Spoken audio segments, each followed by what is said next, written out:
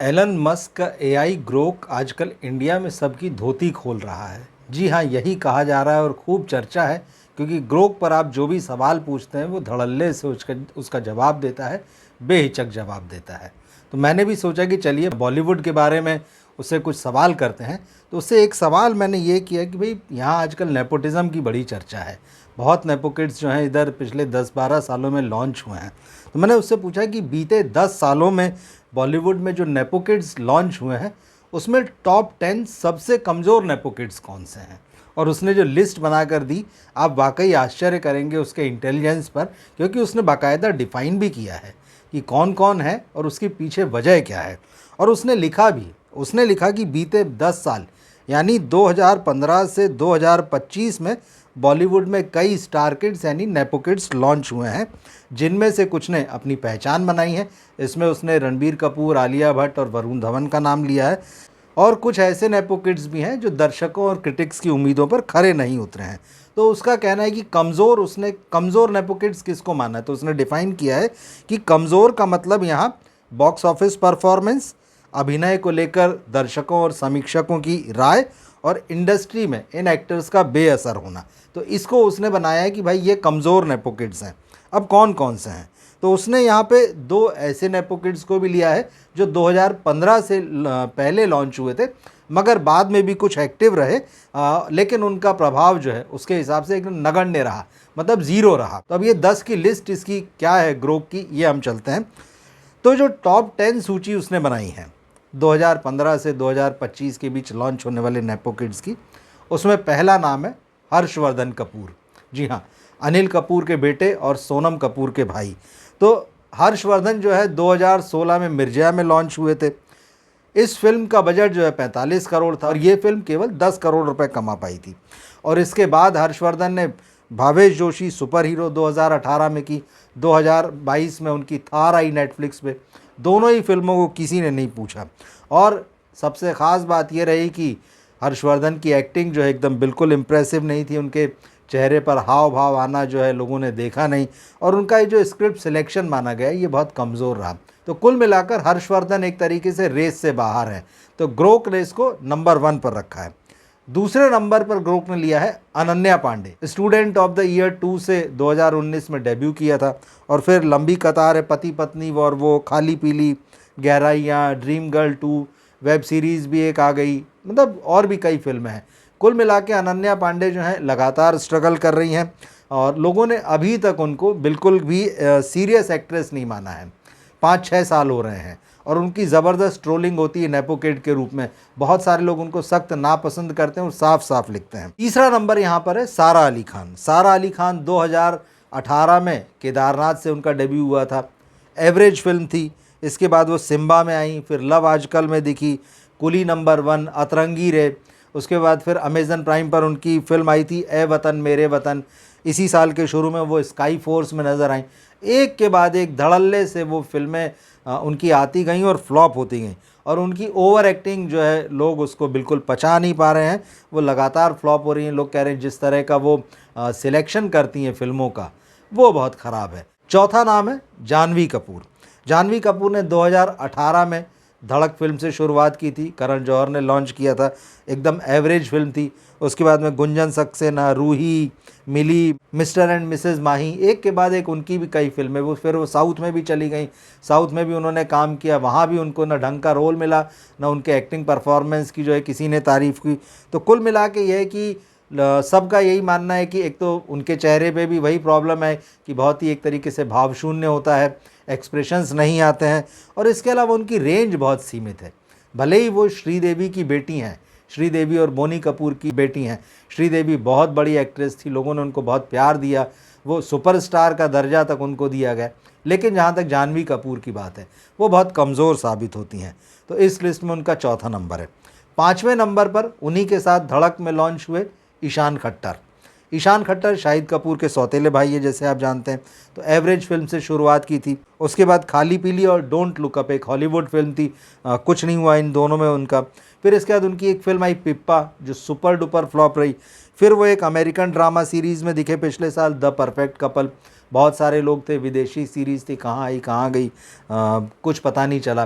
तो इनको भी 6 साल के आसपास हो रहे हैं, अभी तक शाहिद कपूर के भाई की अपनी कोई पहचान नहीं बन पाई है, और स्टारडम तो खैर बहुत दूर की बात है, बहुत वीक है।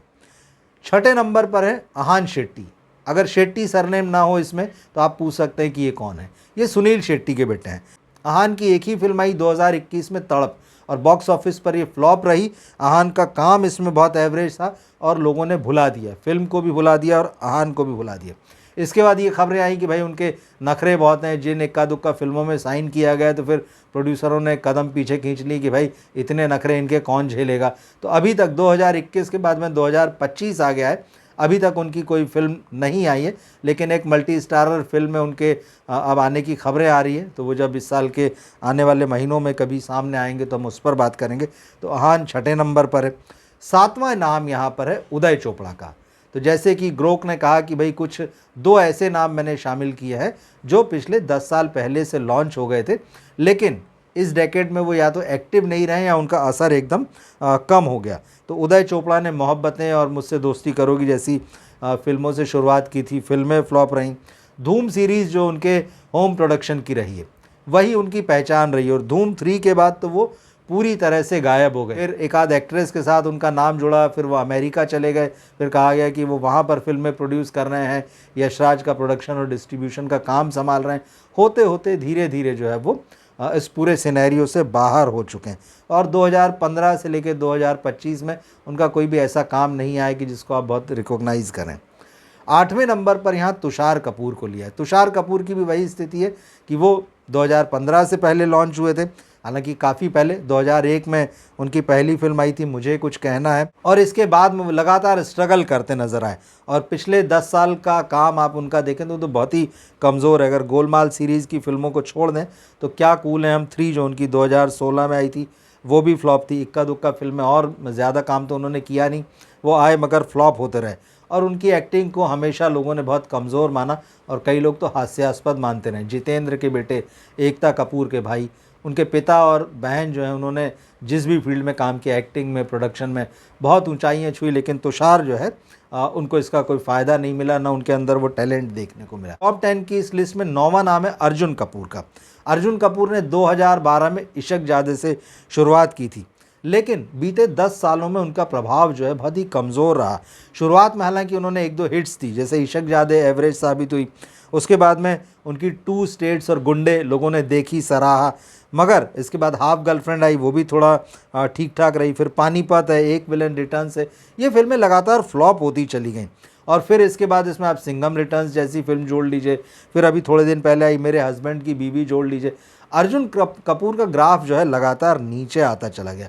और पिछले कुछ सालों को अगर देखें तो अभी जो ये सिंघम रिटर्न्स आई थी, इसी में जो उनको विलेन का रोल मिला था, तो कुछ लोगों को थोड़ी सी हल्की सी उम्मीद की किरण दिखी थी, और खुद अर्जुन कपूर को भी हल्की सी उम्मीद की किरण दिखी थी कि शायद अब मेरे पैर जमें।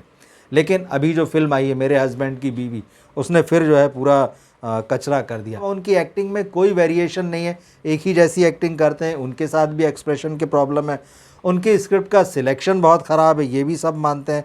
तो कुल मिला के उनका स्टारडम जो है कहने को है, क्योंकि वो भी बोनी कपूर के बेटे हैं, लगातार फिल्में कर रहे हैं, बड़े प्रोडक्शन हाउसेस और बड़े डायरेक्टर्स का उनको सहारा मिलता रहा है, लेकिन कहने का स्टारडम है, और वो भी बहुत फीका है।